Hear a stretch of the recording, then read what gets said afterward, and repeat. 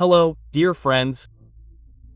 One of our channel subscribers sent us a Sony smartphone for repair with a bootloop issue, which is a cyclic reboot during startup. You can read the full description of the defect in the donation text. Bootloop is a fairly common defect among smartphones.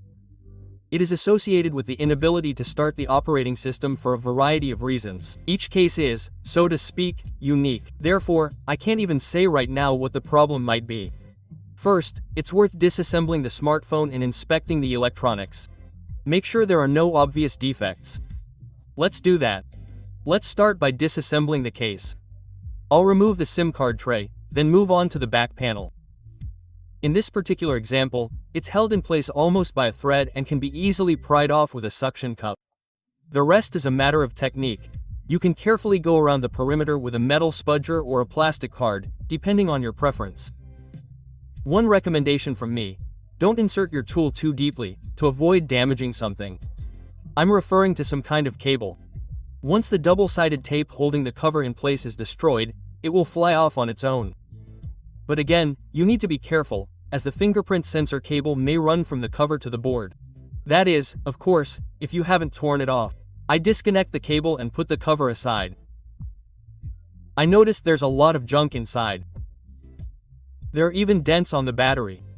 Sand obviously got between it and the cover. It looks dangerous. If the battery casing was punctured, it could have exploded. I think I was lucky. One thing is certain: the smartphone isn't waterproof, even if sand could have gotten in. I'm not even talking about liquids, which could have gotten inside, but so far there are no signs of it. While blowing it out, this screw fell out. Maybe it got between the cover and the battery, leaving dents. Let's continue disassembling. I unscrew the screws and remove the electronics board cover. It is additionally secured with latches. I inspect the board. There are small traces of spillage on it, as well as on the cover itself. Here, due to some liquid getting in, an electrochemical reaction took place. Now I need to remove the board and carefully inspect it from all sides. Maybe we'll find something else interesting. I disconnect the cables, cameras, and other components, leaving only the board. Good. Next, I open the metal covers. The screens in this model, they are a bit flimsy. I had to fiddle with them a bit. Done. Now I carefully inspect the board. The only obvious corrosion is in this area, and even then the traces are minor. Well, since I have an ultrasonic cleaner, it would be a sin not to use it. It copes well with various types of oxides, including those in hidden places, such as under the motherboard chips. Of course, a bath won't prevent serious damage. If the metal, solder, or tracks have dissolved, then the only solution is desoldering or replacing the damaged components.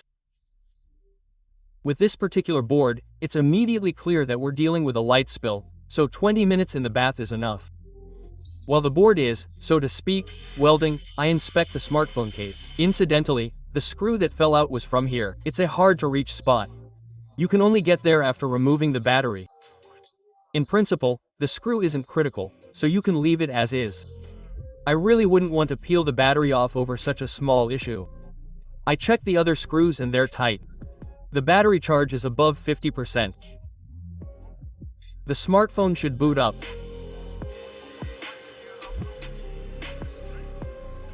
I periodically turn the board over during the cleaning process. And once the procedure is complete, I remove it. I don't do any special drying. The gasoline itself quickly evaporates faster than I can pour the rest back into the bottle.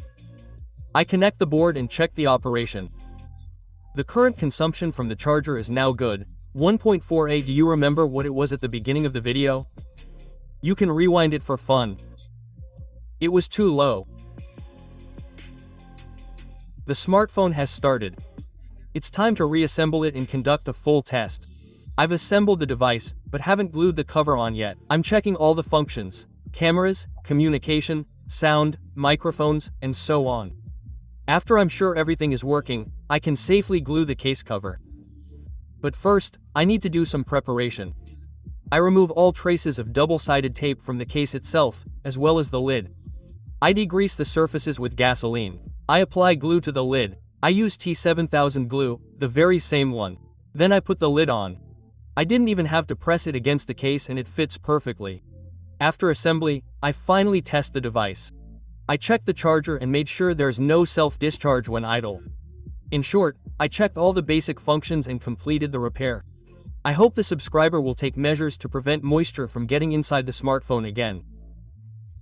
If your device is regularly exposed to high humidity, for example, if you take it fishing, it's better to buy waterproof models. They will be much more durable in such conditions.